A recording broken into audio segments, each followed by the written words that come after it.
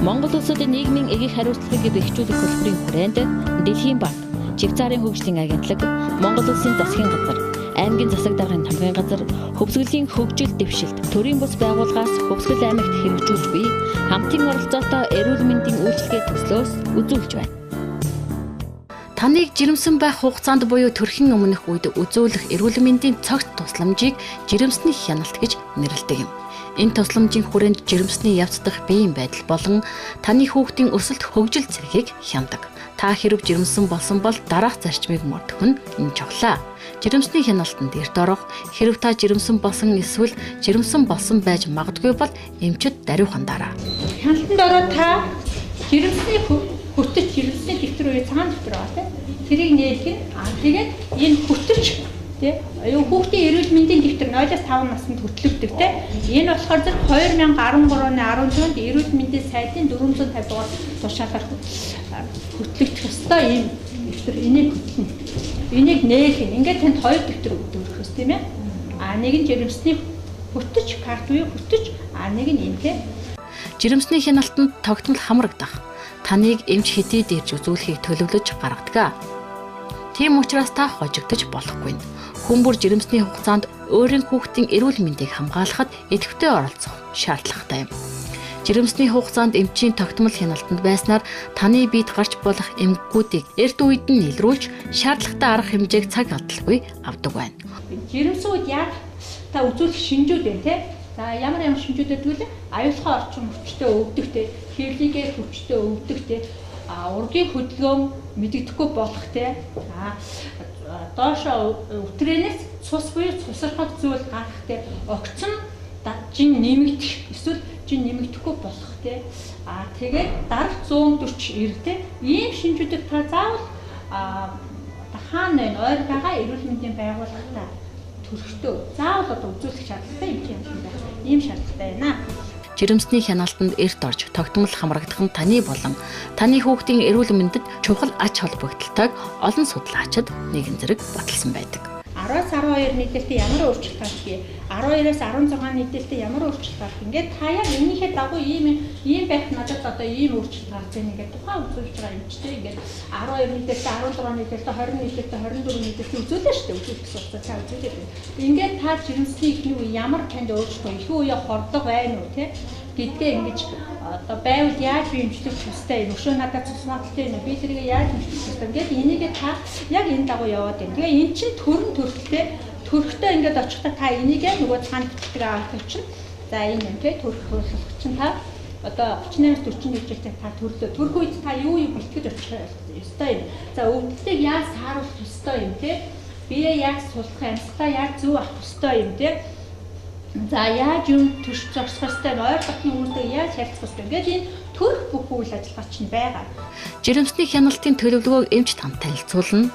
Хэдийд хэрхэн яаж үзүүлэх, ямар зөвлөгөө мэдээлэл авч байх талаар эмнэлгийн ажилтнууд таныг хөтж болж өгнө. Тийм яраа хүүхдийн эрүүл мэнд ямар байх нь ихийн хоол тэжээлтэй эрүүл мэнд хоол тэжээлийн байдлаар шалтгаална тийм. За ийм учраас та хамгийн гол нь эрт хяналтанд орж танд ямар нэгэн эмгэг одоо хөвч өвчин байх юм бол эрт хяналтанд орсноор эмчилж эрүүлжүүлж эрүүл төрнө гэснээр танд болоод таны хүүхдэд тохиолдох эрсдлээс хамгаалж сэргийлж өгнө тийм ээ. За ийм ачлагдaltaй байх нэ. Төрх хугацаа дөхөх тусам жирэмсний үзлэхийн зай ойртох юм. Жирэмсний хэвийн үргэлжлэх хугацаа дунджаар 47 хоног байдаг. Таны жирэмсний явцыг илтгэдэг хэд хэдэн шалгуур үзүүлэлтүүд байна. Хэд явааны шинжилгээгээр таны хүүхдийн өсөлт хөгжилтөөс гадна таны хүүхдийн эрүүл мэнд болон ургийн гажиг байгаа эсхийг тодорхойлно. Танаас цус, шээсний шинжилгээнээс гадна шаардлага гарвал бусад шинжилгээгч авах юм. Эрүүл мэндийн үзлэг жирэмсний хяналтад цаг хугацаа алдалгүй эрт орох ёстой.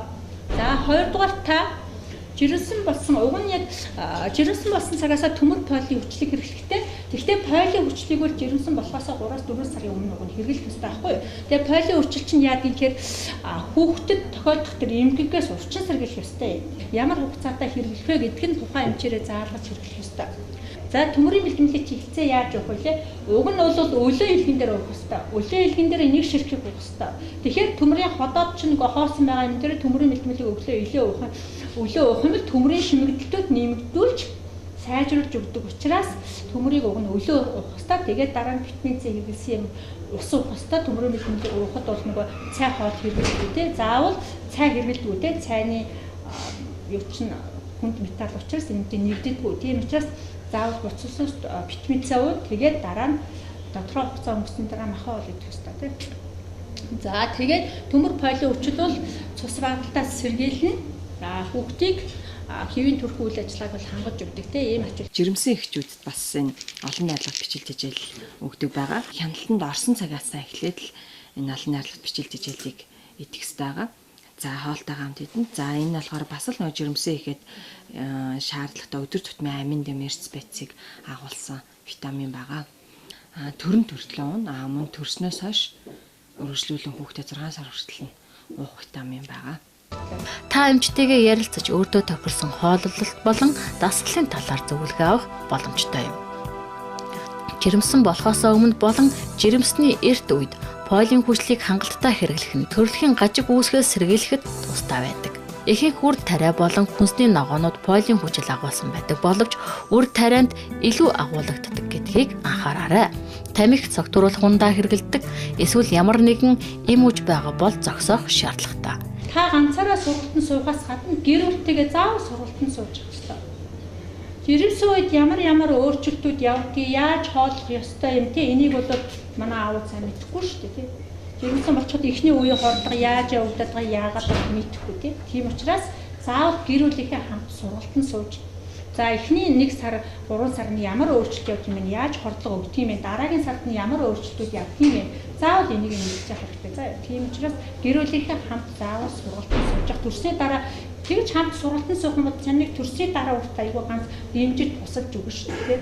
Хүүхдээ үрт яаж малхан төрсний дараа ямар өөрчлөлт явдаг юм бэ? Яаж хоол цагийг хийж өгөх ёстой юм бэ? Хүүхдээ хооллоход нь би яаж туслах ёстой юм бэ гэх тээ. Энэ дээр дэмжинэ. Тийм учраас гэр бүлийнхээ хамт сургалтанд заавал сууж явах ёстой. Эрчүүдийн хайр халамж чухал, гэргийн чинь жирэмсэн байгаа үедээ таны дэмждэг маш чухлаа тий.